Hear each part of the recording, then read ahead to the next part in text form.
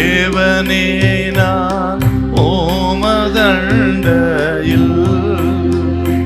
இன்னும் நெருங்கி சேர்வதே என் ஆவல் பூமியில்.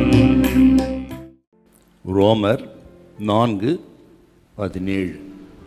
அநேக ஜாதிகளுக்கு உன்னை தகப்பனாக ஏற்படுத்தினேன் என்று எழுதியிருக்கிறபடி அவன் தான் விசுவாசித்தவருமாய் மரித்தோரை உயிர்ப்பித்து இல்லாதவைகளை இருக்கிறவைகள் போல் அழைக்கிறவருமாய் இருக்கிற தேவனுக்கு முன்பாக நம் எல்லாருக்கும் தகப்பனானான். பரிசுத்த பவுலடிகள் ரோமாபுரியாருக்கு இந்த நிருபத்தை எழுதும் பொழுது ஆண்டவருக்கு ஒரு பெயரை வைக்கிறாருங்க.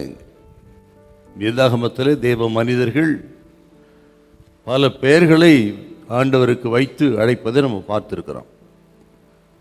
இங்கே பரிசுத்த பவுலடிகள் ஆண்டவருக்கு என்ன பேர் வைக்கிறார்னா, இல்லாதவைகளை இருக்கிறவைகளை போல் அழைக்கிற தேவன். நமது ஆண்டவர் இல்லாதவைகளை இருக்கிறவைகளை போல் அழைக்கிறவர். முடியாததை முடியும்படி பார்க்கிற தேவன். நம்ம வாழ்க்கையில் நமக்கு தான் இது முடியாது, நடக்காது, ஆகாது. ஆனால் ஆண்டவர் பார்வையில் முடியாதது என்று எதுவும் இல்லை, எல்லாம் அவரால் கூடும். விசுவாசிக்கிறவனுக்கு எல்லாம் கூடும். தேவனால் கூடாத காரியம் ஒன்றுமில்லை. நமக்கு தான் சில விஷயங்கள் ரொம்ப கடுமையாக இருக்கும், முடியாததாய் தோன்றும், ஒரு முடிவுக்கே வந்துடும், இது அவ்வளோதான்.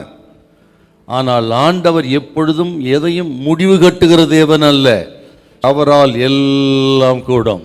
டியர் பிரதர் சிஸ்டர், உங்கள் யாவரையும் பார்த்து கர்த்தர் சொல்லுகிறார், பிரச்சனையா, வியாதியா, போராட்டங்களா, சில விஷயம் முடியாதுன்னு முடிவுக்கு வந்துட்டீங்களா, அல்லது சில தொழில் ஆகாதென்று நீங்களே பூட்டு போட்டிட்டீங்களா, கர்த்தர் சொல்லுகிறார், அவரால் ஆகாதது என்று ஒன்றுமில்லை, அவரால் எல்லாம் ஆகும்.